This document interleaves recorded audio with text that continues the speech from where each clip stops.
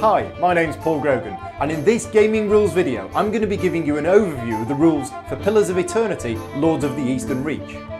In the game, 2 to 4 players will spend resources to recruit troops and heroes which can then go adventuring to fight fiendish monsters and find treasure, or be used to attack the other players. Resources can also be used to construct buildings which give special abilities and are worth points at the end of the game. The game is divided into rounds, with each player taking a turn clockwise around the table. After all players have taken a turn, the event die is rolled and then a new round begins. Each player's turn is divided into 5 steps. Combat, where the player may go adventuring or attack another player. Draw resources, where resource counters are drawn out of the bag. Build and hire, where resources are spent to recruit troops, heroes and construct buildings. Discard, where the active player may discard any number of cards from their hand.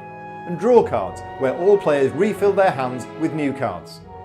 This process continues until the end of a round in which the deck of city cards runs out.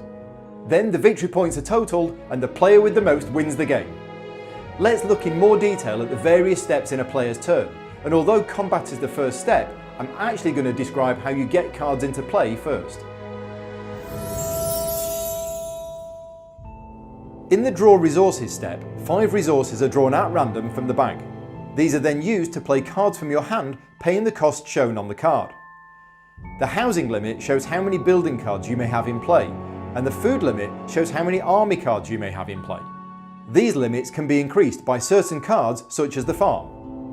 After you have played as many cards as you want, any remaining resources are passed clockwise to the next player, who may then use them to build and hire cards from their own hand.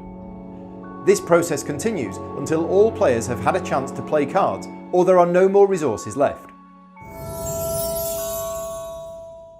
In the first step of the turn, you may send your troops and heroes on a dangerous adventure. To do this, form a party and then draw the top card from the dungeon deck of your choice. Deeper levels contain more dangerous monsters but have greater rewards.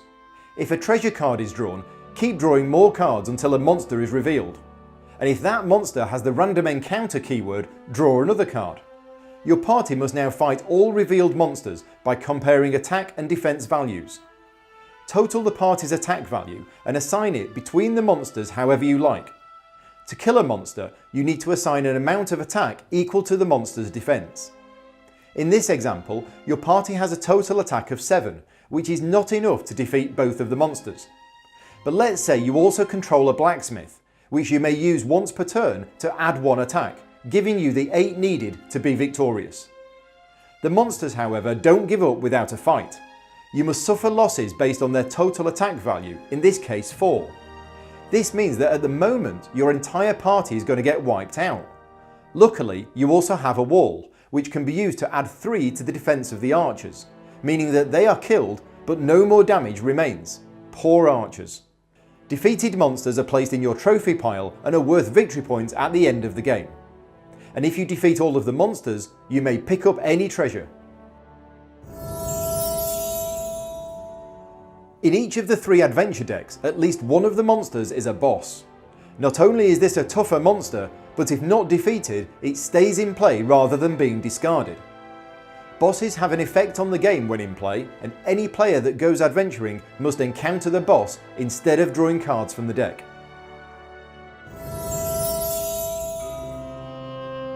Instead of going on an adventure, you may form a party to attack one of your opponents.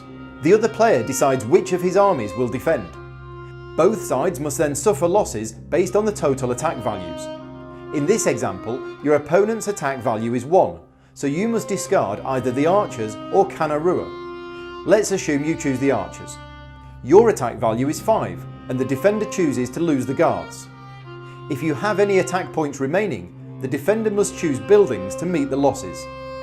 Continuing the example, you had 3 attack points left, so the defender should select the tower to be pillaged. Note that if he had chosen the blacksmith instead, this would not have been enough to meet the losses required, so he would have had to lose the tower as well. Pillaged buildings are placed in your trophy pile and are worth points at the end of the game. Defeating some monsters can earn you soul gems, which can be placed on certain cards to increase their abilities. Archers, for example, gain the ambush ability once they have a soul gem, which means they deal damage first in combat. Mordus gains the ability to pillage a building by sacrificing himself, and the Paladin gains increased attack. I hope you found this video useful in giving you an overview of the basics of Lords of the Eastern Reach. For more information, please check out the website. Take care, and thanks for watching.